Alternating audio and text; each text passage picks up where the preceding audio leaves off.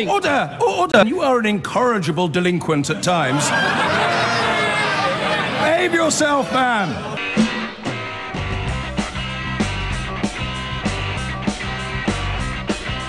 I've been going out with a girl, her name is Julie, but last night she said to me when we were watching telly. Should we stop broadcasting live each night the government COVID-19 briefing? Let me know what you think. Roger has texted from Brentwood. It doesn't help, he says, when journalists pose questions that have nothing to do with the pandemic. And I think that's probably a fair point, Roger. I can't whine about government ministers straying off the point if, and I think this has happened this week, when there's a big news story, journalists do ask about it. Maybe if everybody sticks to COVID-19, we'd all be happier. Christopher in Peterborough, welcome. You also have a bone to pick with the journalists and what they're doing in the briefing. Yeah, I do actually, because I think we're supposed to have some of the best journalists with some of the greatest minds in Europe, but they're not really showing it. I mean, every day we listen to the politicians and the scientists and the medical senior advisors, and they come out with the line which they think is the correct line, but the journalists think they know better. Every single time, whether it's the scientists, whether it's the doctors who have been tasked with managing this COVID situation, the scientists said you can't compare UK with other countries, but the journalists persist on going down that line, trying to compare us with other nations inside the EU and outside the EU, constantly trying to undermine the government's effort.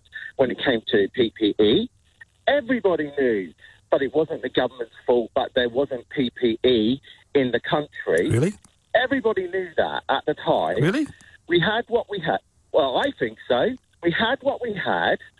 We weren't expecting to get this virus. If you look at SARS and MARS... Well, that's maybe part of the problem, Christopher. I want to ask you, do you think it's unpatriotic at this time for journalists to be asking those questions? Stupid. It's not unpatriotic. They're doing their jobs. It's not unpatriotic, but it's stupid. They could ask more intelligent questions. What's a more intelligent question? What would you ask? Well, I'll tell you what I wouldn't do. And then tell me what you would do. I will do. Well, what I would do is I'd ask pertinent questions what the public wants to know. What do you want to know?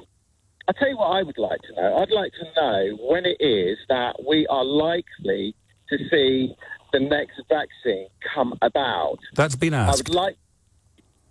Yes, but all the time you ask that question, okay, but then you ask about 10 questions which you're going to get a negative response.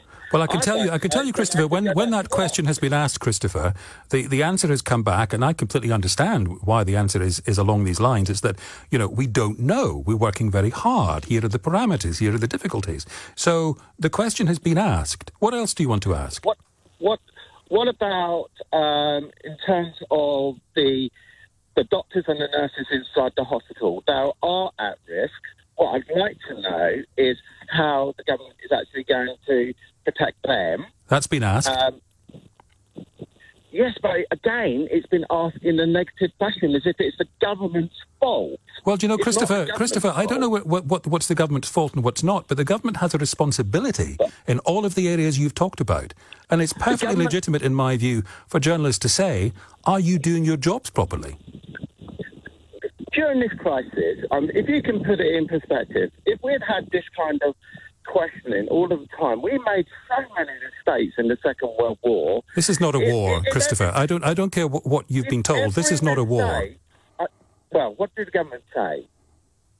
War on a war footing. Yes, well, and if you choose to believe that, that's fine. The truth is, this is not a war. This is a public health crisis, and at least 60,000 people are dead. It is legitimate for journalists to ask government pertinent questions. And the two questions you've said should be asked have already been asked. Okay, what did the government say at the beginning of this? I can tell you what Boris Johnson said in March. He said, carry on shaking hands.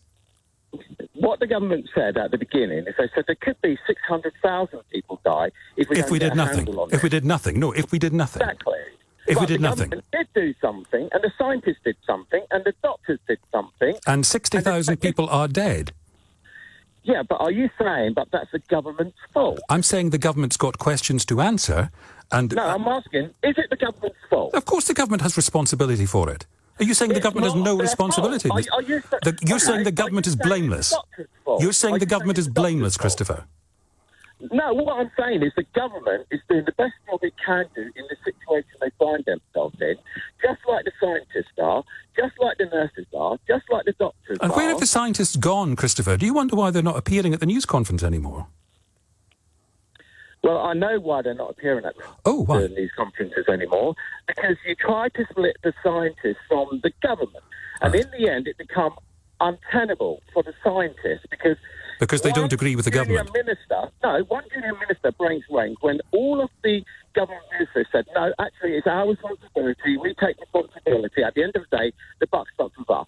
One junior minister said the opposite, and then you all leaped on it, and then the scientists said, hold on a minute, it's not our fault. It wouldn't be the scientists' fault. The scientists are there to give advice, and the ministers are there to enact their advice. And I believe that's what the government has done. So on the whole, it's doing a pretty good job in difficult circumstances. I think everybody's doing a good job in difficult circumstances. Except the journalists. I'm so proud. Well, what I would like from the journalists, to be honest with you, is for them not to have, I've got you moments, because that's what I keep hearing every day. I listen to James O'Neill, and his show seems to be, it's all about the Conservatives. I've missed him. You've missed him? Yeah. How have you missed him? What, James O'Neill? He's on every day. James O'Neill. Yeah. No, James O'Brien. Oh, him. Yeah, I do hear his show from time to time. And every single show, I've listened to him, every single show he's done, he's not had one positive thing to say about what we've achieved during this crisis. But I'm not talking about James's show, Christopher. I'm talking about the Downing Street briefing, and you've drifted into talking about James. I'm talking about in general. So right. One member well, of the media, I'm trying to focus, Christopher, on the Downing Street briefing, which takes up an hour of my show every night. As I said right at the start, I'm very happy for it to take up as much time as is necessary, because there is a public health crisis. Thousands of people are dying. But when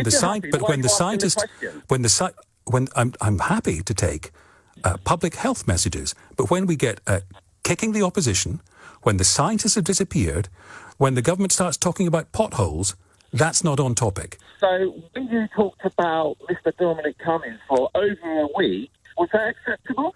Was it acceptable for Dominic Cummings to allow questions in person, but the Prime Minister doesn't do it?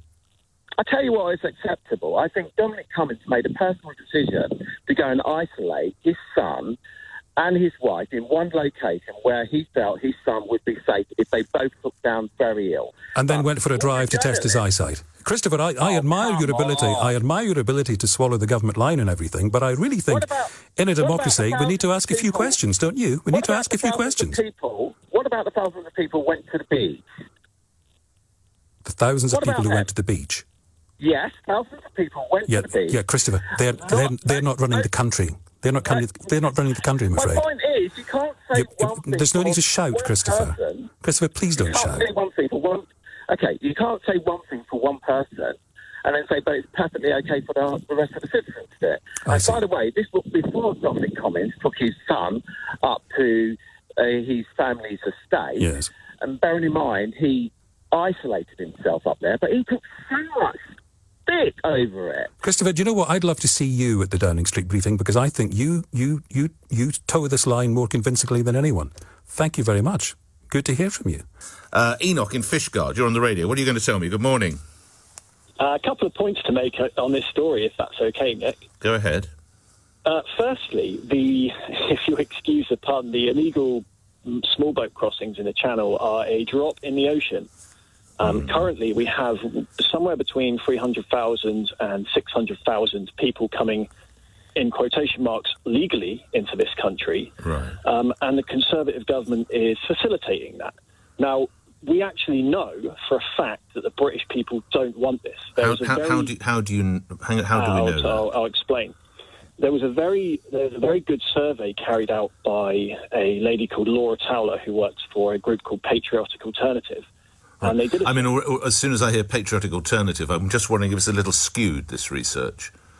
I'm not familiar with. I'm familiar neither with the woman nor the organisation. I have to say. I can explain this quite well. Okay. The methodology they've published their methodology. They surveyed about 2,000 people in the UK, and the methodology, as far as I can tell, I've gone through it. Yeah, respectfully, 2,000 people don't speak to a population of nearly 70 million, do they?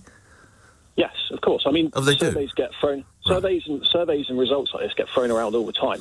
And I can say this with some confidence, with much worse methodology than this survey was carried out. Right. And it shows that the British people don't want any more migration into this country and would like to see it stopped. Now, I'm sorry. I want to bring someone else into the conversation. I just don't agree because, listen, without controlled migration. Now, if you're saying uncontrolled, yes, put that word in, I'm with you. Control. We need it. We are an ageing country. We need people to come in. Let me bring someone else in. Jason in Grays, what would you like to say to my other contributor? Good morning. Good morning to you. Great call from Hussein about half an hour ago. Yes. Before 9 o'clock. That's the gentleman who came here from Iran. Yeah. Yeah, came from Iran, 25 days, crossing Europe, crossing multiple countries, legally. I want to point out, across the world, 79 million people are currently displaced from their homes. Right. 26 million people around the world are refugees. Right. We're crying every day in the media right now about a few thousand people crossing the Channel. Why shouldn't they stay in France? Why don't they stop in Germany?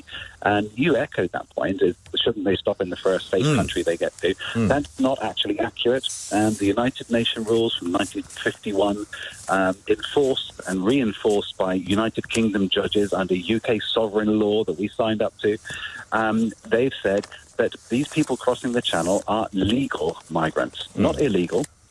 They have a destination country of the United Kingdom unless they've claimed for it or tried to apply for asylum in France or Germany or somewhere else on the way here. Then they're absolutely entitled to cross the Channel and come to the United Kingdom and apply for asylum here. What would you say? What would you say to my other contributor who says that the majority of British population don't want any migration whatsoever? What would you say to Enoch? I would say there's certainly a percentage. I would never say it's the majority of the population, but we do have quite a substantial issue, anti-immigrant issue at the moment, and it's got worse over the last 4 or 5 years. Well, let's bring Enoch back in. You read some of the Facebook posts, and there's some really, really nasty people in the United Kingdom, like it or not, but they're out there, and they're generally on the websites and the Facebook pages that have patriotic in the name. Well, I'm not suggesting for a moment, Enoch, that you are one of those people, but why do you have such a negative perception of migration? Well, I mean, it's not he who has a negative perception of migration. I'll explain this. I'll try and explain it. I'm not a great talker, but quite simply, anywhere you get large numbers of migrants appearing in the UK, you get white flight. Now, you can argue about this, but it's undeniable, and everyone knows it's true. Oh, dear, this is going to get rather difficult. You don't point to the geographical areas of which you speak. London, Birmingham, Luton, Leicester, Okay. There are parts of London, and for instance, the greatest number of people going into a part of London called Brixton are actually white ex-university students who want to get into Brixton. I think the same can be said of Hackney. It's simply not true. Hold on. Let's look at the number. Jason. Can I address that? Really quickly? Jason. Nigel Farage tweeted yesterday 150 new migrants invading the United Kingdom yesterday.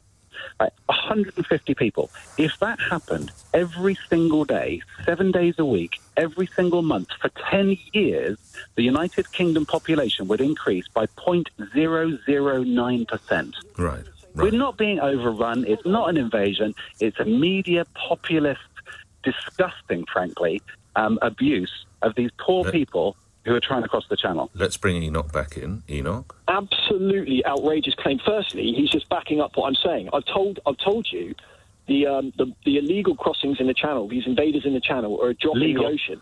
Well, no, not Channel. Oh, shut up. No, hang on. No.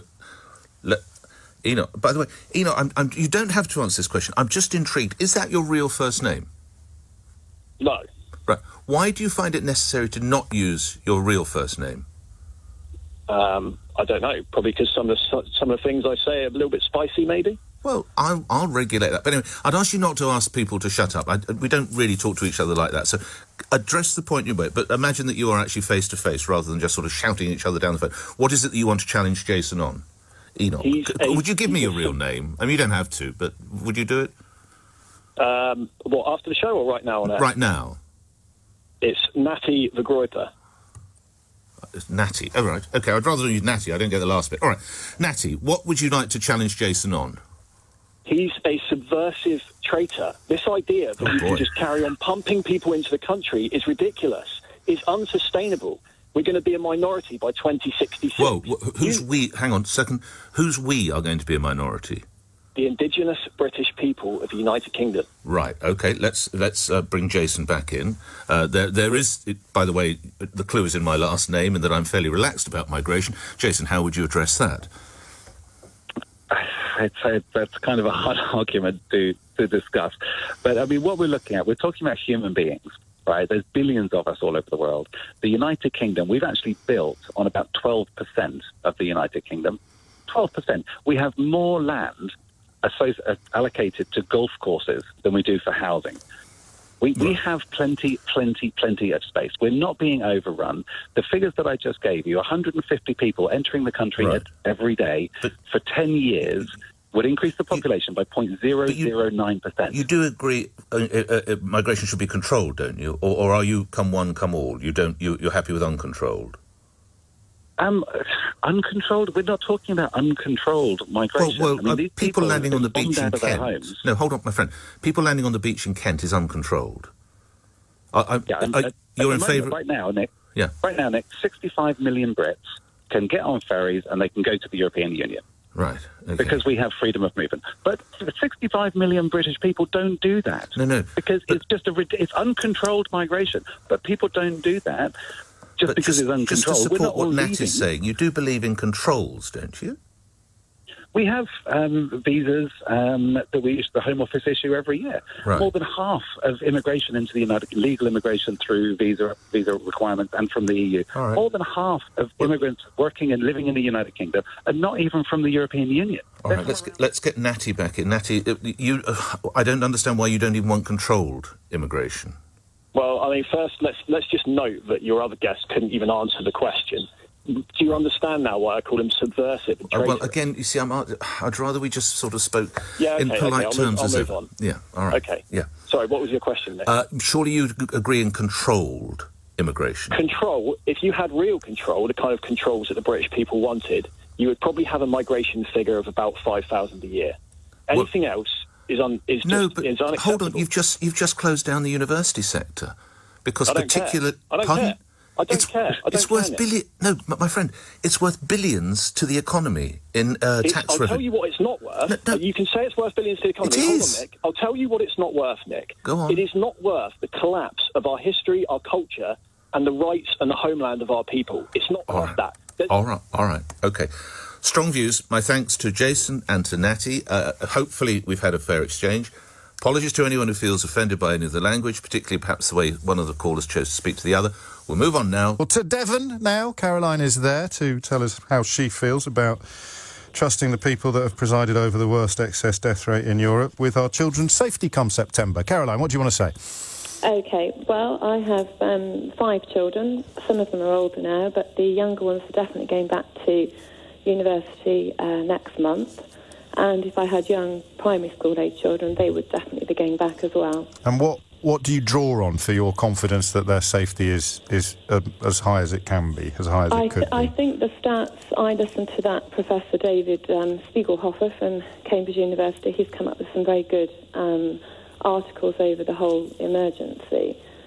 And I think the incidence in young children becoming very ill is very small. I think he said you've got more chance of a child being killed in a car accident on the way to school than you have of dying from COVID. Yes, but it's not dying from it, is it, that we're worried about? It's contracting I understand it's the community and then giving it to very vulnerable people. Yeah, and of course, absolutely. And I think the science that the government is relying upon says teenagers are just as likely to infect and get infected as adults. Yeah, absolutely. And I think it's completely right for people who are vulnerable to carry on shielding. I think the elderly to stay at home and for the vulnerable to shield and for everybody else to get back to normal, particularly children. I'm worried about the reports of the number of kids becoming involved in gangs now. Yes. And I think when this is all over in, I don't know, maybe 5 years' time and we can look back, I'm concerned that the stats will show that more kids have come to harm from getting involved in gangs rather than getting back to school. Yes. I mean, not a big problem in Honiton, but you're concerned about other parts of the country. Absolutely, high density. Yeah, I mean, down here is completely different, although we have got county line drug problems down here, so... Well, they would be minimised, wouldn't they, by social distancing and quarantining? I think if you see the kids...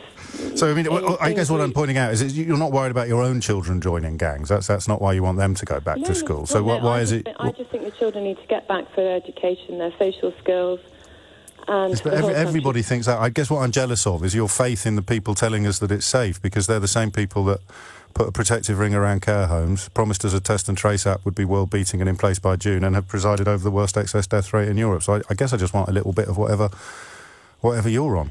Well, I think one of your earlier callers made a good point. She's done her own research. We've done the same. And I think you'll find that outside the sort of sensational stories that you see in the newspapers... No, the three things I just said are facts. They're not sensational stories. The worst excess death rate in Europe, world-beating test and trace app in place by June. They've now given up on it. And... well, I could go on, so don't call them sensational stories. They're matters of fact, and people listening to this programme have buried relatives. I think to describe the excess death rate being the highest in Europe as a sensational story is actually quite insensitive. So the excess death rate, Public Health England, the way they record the stats, anybody who's had COVID who has recovered... Yes. Who then dies in, say, a car crash... This is what Matt Hancock tried to spin a month ago. It's already been rubbished. People dying in hospital of cancer, if they get COVID whilst they're in hospital, will go down as a COVID death. The test and trace, as I say, Matt Hancock tried this line, and it's obviously worked on you, but the test and trace app, the world-beating test and trace app? If we carry on with the excess death thing, the way Spain record their figures is totally different. Yes. And I think, as David Spiegelhofer has said, when this is all looked back on, in 2-3 years' time, I think the death rates will be more or less the same. Right. And I really do think our recording is too accurate. It's overly accurate. Yes. And I think European countries are under. And I really think this is going to come out. No, I'm very grateful to you, because I wanted somebody who could provide that one perspective that was missing on how you could have faith in the government. And the answer is, I don't trust the statistics that the government releases. No, that's not what I said. It's the way that they do their accounting. Yes, you don't trust them. I think they've got their own way of doing it. But these are the figures that the government publishes. I think the ONS, isn't that an independent body? But they are the figures that the government works from and the figure that the government publishes. But I'm with you. If you could... It's an independent body. Well, down with independent bodies, eh? Whatever colour party you had in government, the ONS would operate, just like the NHS would operate. So don't trust the statistics. About putting a political thing on this. OK, talk to me about the protective ring around the care homes, then. The civil service doesn't change. All right, don't talk to me. Protective ring? General election. Protective ring? The civil service stays the same. ONS stays the same. Protective ring around care homes? Right, OK. Care homes, it depends on the management. And right. This is there's been a study. Certain care homes took more precautions. They were super stringent with their access arrangements for visitors and staff. Right. Other care homes weren't. Now, I'm not blaming them at all. No. What about the patients that were released from hospital without being tested? That was up to the... When they told us that wasn't happening. I think that's up to the health authority. Right. So, just to be clear, is the government responsible for anything at all that's gone wrong? Well, I think you have to deal with reality. I am. I mean, I'm looking at reality. I'm looking at the highest excess death rate in Europe, but you're telling me that that's not accurate or reliable. I'm looking at the protective ring around care homes, but you're telling me that's all the fault of care home managers. I'm also looking at the PPE scandals, and I'm looking at... But I'm just wondering, do you think the government has done anything wrong at all since March? The consignment that came from Turkey. Yeah. I don't understand who how that happened, that it was substandard. Well, I think we can all be confident it had nothing to do with the government, Caroline. Well, I don't know. Is it central government's responsibility to physically go and check? Well, the £150 million contract, the £150 million worth of masks, we know was signed off in the Cabinet Office, and they're not fit for purpose in the NHS. I'm not up to speed on that. I just know about it's not just that, Caroline. But before you go, can you think of anything that the government have got wrong since March? I think they probably caved in too much to media pressure and hysterical reaction to all this. So you think the government has done too much to protect the population from coronavirus? And here we are with the highest excess death rate in Europe. But don't look at the Dr. Spiegelhofer. Thank you, Caroline. It's 12:01. EU trade deal now unlikely, says Michel Barnier after talks in London. Carol? It's interesting, the language, isn't it? He says it's now unlikely, and he finished that sentence with "at this point." And this is so typical of the way the EU talks. Unlikely is not impossible, and at this point means at some time in the future. And this is what the EU, they're famous for this. This is their modus operandi. They take things right to the wire, and we're nowhere near the wire as yet. A new deadline has now been set. It was going to be July. Now October, so we're gonna have talks back in October. And the thing is, I think Boris in this case is really right. Barnier is saying that we're not complying. No, what he means is we're not capitulating over fishing rights. And I think Boris is absolutely right to hold out on this. Now, his promise to fishermen was that he would not give our fishing rights away. He would not sell them out on that score. And the thing is, this is a natural resource for us. And for years now, EU boats they've harvested most of the catch. It's time our fishermen got their fish back. And Boris is quite right to hold out on this. But it's a very small part. But it's less, Carol, it's less than 1% of our economy. And the point is, do we sacrifice a trade deal for the sake of something that's less than 1% of our economy? No, we're not sacrificing trade deal. The pandemic is reordering the global economy. And in a way where many people are now asking, do we actually need a deal? Does a deal with the EU make sense anymore? And there's lots of economists are saying that the economy before the crisis is going to look very different after the crisis. And the government here might want a hand in reshaping the economy. The final issues to be settled in the Brexit trade negotiations are the first to cause problems. The fishing industry from Scotland to the south of England and the disruption to food supplies and trade between Great Britain and Northern Ireland, resulting in some bare supermarket shelves and lorries backed up in the crossing between Cairnryan and Larne, comes as no surprise to fishermen and women nor to food suppliers and hauliers. IT problems, multiple forms and claims of custom agents being overwhelmed have resulted in £1 million of Scottish seafood exports being lost every day and a third of the Scottish fleet tied up. Dozens of lorries, mostly from Scottish seafood firms, have taken part in a protest in central London against the government's new Brexit trade deal.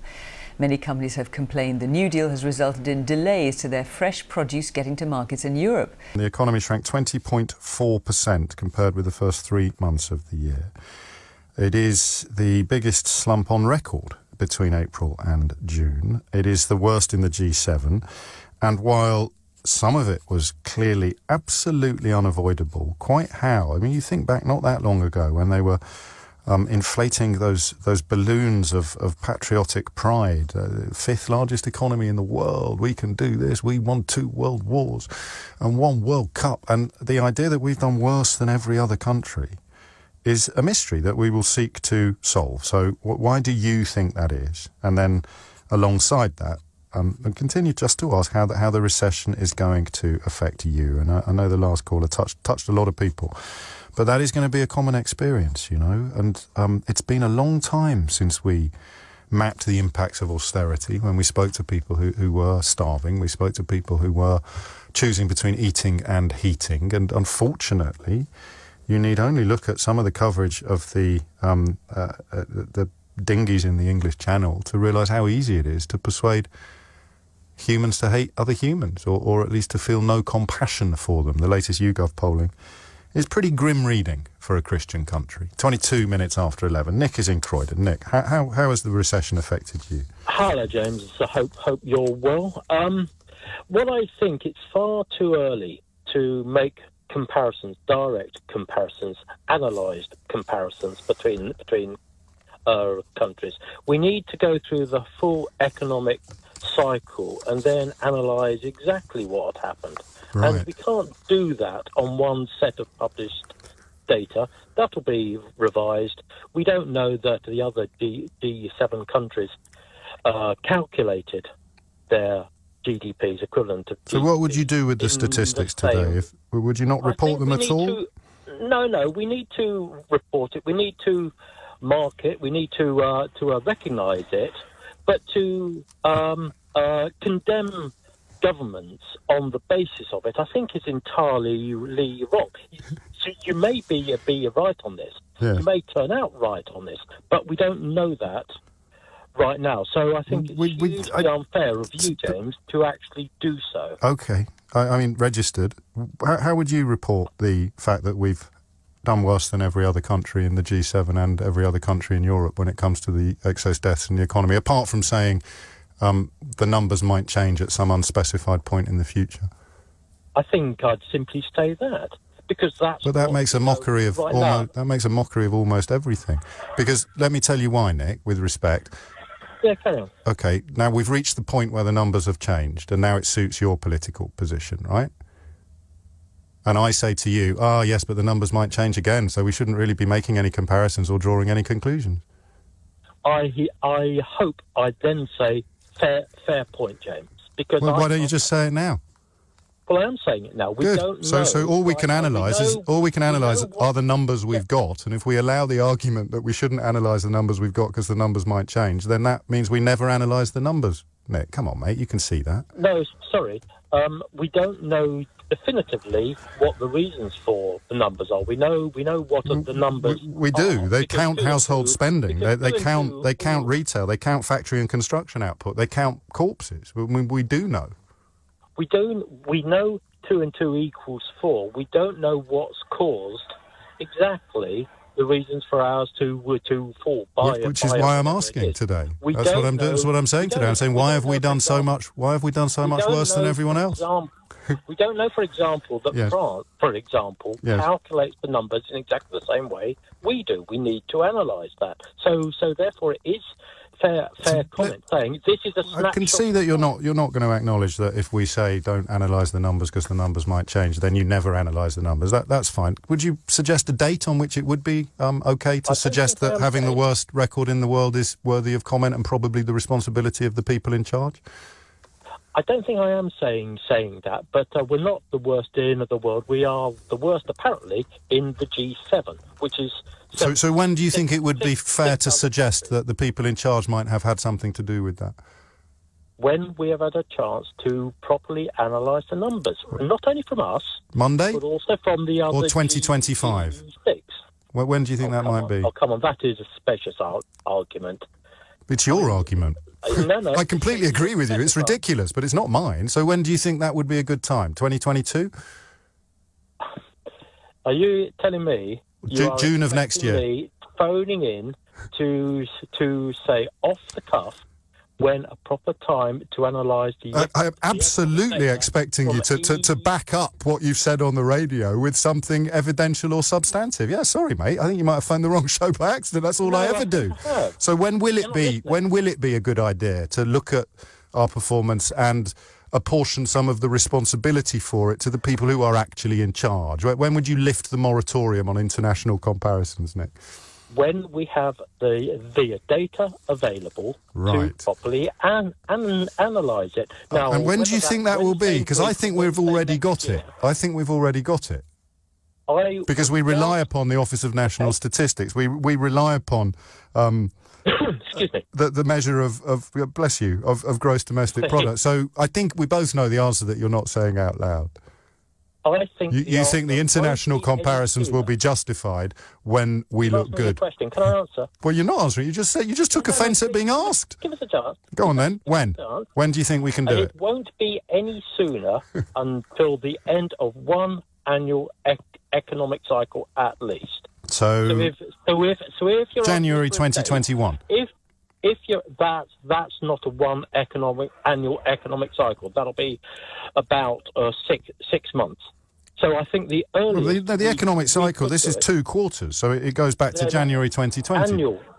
Yeah, so January 2020 to January 2021 is a year, Nick. No.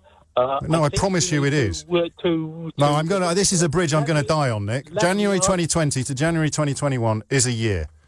You know that wasn't the argument I was So saying. what's your definition of annual? I think the proper time to start doing it would be September the 1st, 2021. Okay. Well, ring me back then, yeah? Oh, surely you'll appreciate in the meantime, we'll continue looking at the numbers that are there now. The economy is more than a fifth smaller than it was at the end of last year. That's an annual cycle, right? But it's not through the same conditions. So you can't compare... Next year it's not going to be the same conditions as this year. ...with May 19, because they're entirely different worldwide. So what do you mean by an annual cycle then? If you're not comparing year on year, what's an annual cycle? An annual cycle is only applicable if the conditions around it are also identical. I mean, so we can only make a comparison if conditions are identical. But that's not a comparison. Stroke identical. Nick, I admire your optimism and indeed your indefatigability.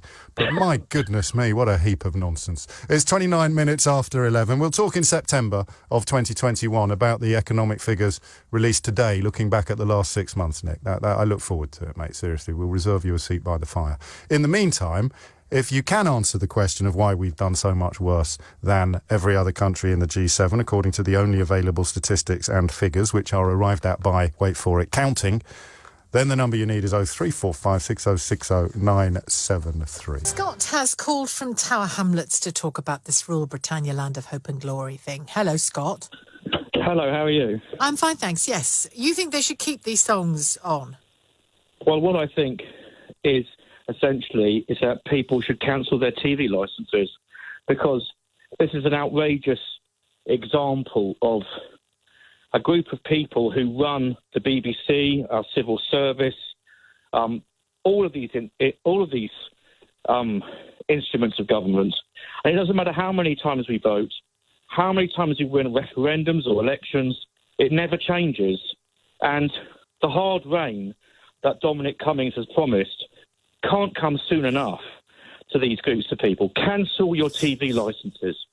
This is, no one cares about this sort of thing, apart from a very small group of academics and left-wing activists who don't watch these sorts of things anyway. We have to put up with the Olympic opening ceremony being turned into a parade of multiculturalism. We have to put up with well, hang on. Music of black origin, all sorts of things. Let me land on that for a minute, because most of us remember the 2012 Olympic ceremony, not least because most of us had the chance to watch it again during lockdown on the telly. Now, you call it a parade of multiculturalism. Yes. One of the things that it was most celebrated for was that it described modern-day Britain rather well. Do you remember the dance sort of routine with those two teenagers? Do you remember? No. You remember there was that there were two teenage characters who then sort of went through music, and both of them were black.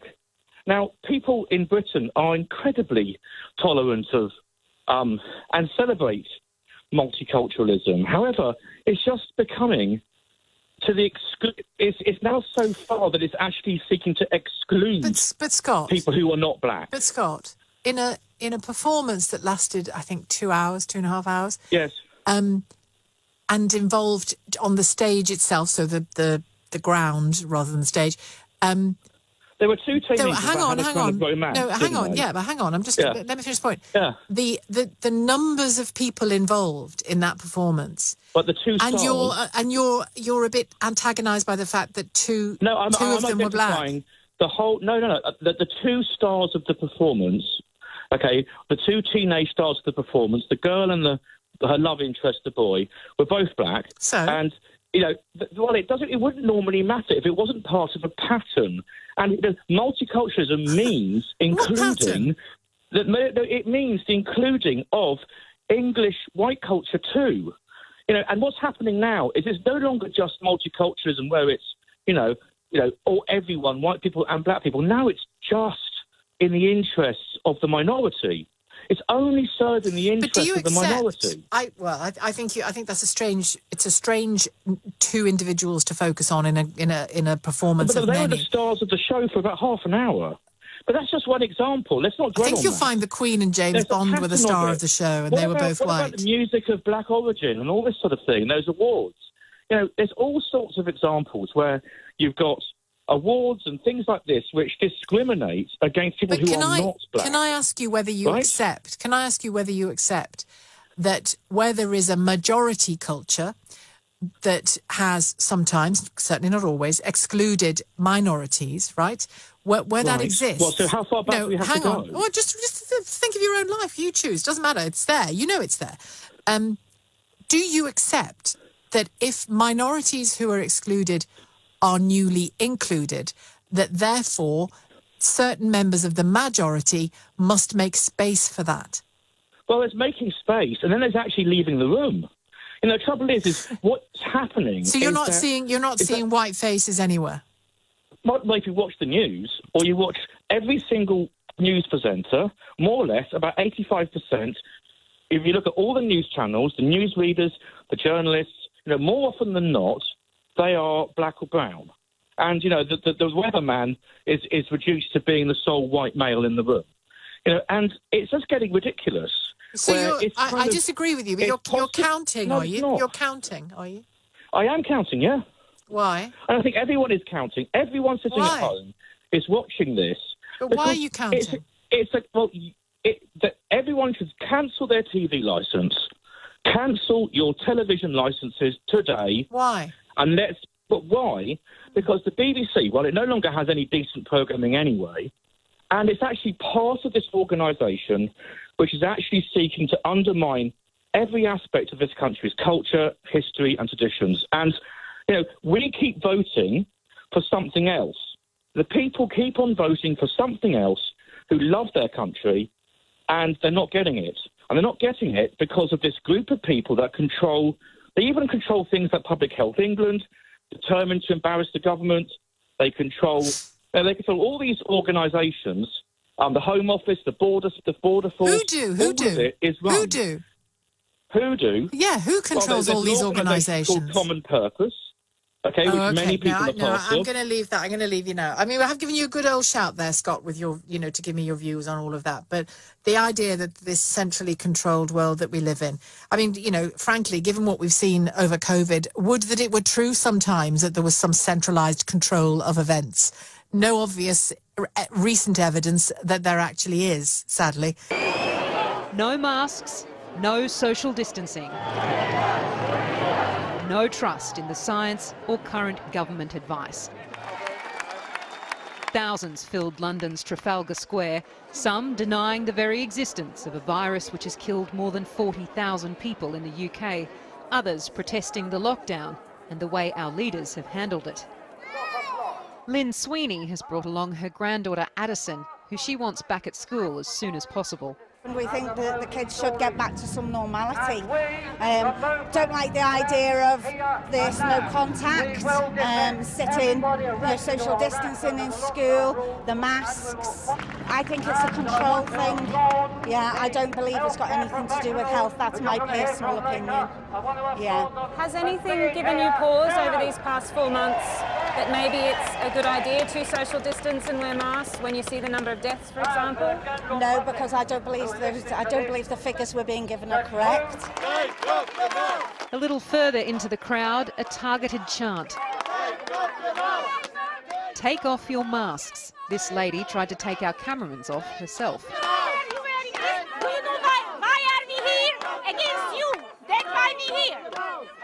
There is a deep mistrust in those making, enforcing and reporting the rules here, and not just mild exasperation, but real anger at having to abide by them.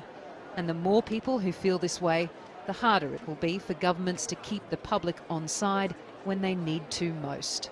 Back to the phones, back to the questions. About whatever question, I haven't really asked one yet. Answer whatever one you want, seriously, as long as you're being honest, sensible and fair. Terry is in Chelmsford. Terry, what do you think? Yeah, morning, James. Hello, Terry. Yeah, really, just a comment really on the scientific advice that we're getting all the time. Yes. 3 weeks ago, you're saying that apparently it was proposed by SAGE that we should have gone into full lockdown. A 2-week circuit breaker, they call it. It's not, is it? Yeah. But we didn't know that 3 weeks ago. We only found that out yesterday, effectively. Yeah, but wasn't it about the same time when Chris Whitty and co come on the TV and said that by today we was going to have 50,000 cases a day? If we did nothing, Terry. If we did nothing, well, yeah, but we did a lot. Do you think? Well, I mean, I know you're in I know you're in Chelmsford, but people in Leicester have been living in a form of lockdown since June. Yeah, I know. Well, that was in place when it was still predicted by Chris Whitty that we was going to have 50,000 cases a day by today. Yes, Leicester is is one example. The country. I mean, you think the country is normal at the moment, do you? No, it's not normal. It's only in the last few days. Sorry, I don't want to have an argument with you. What is it that makes you think you know better than Chris Whitty?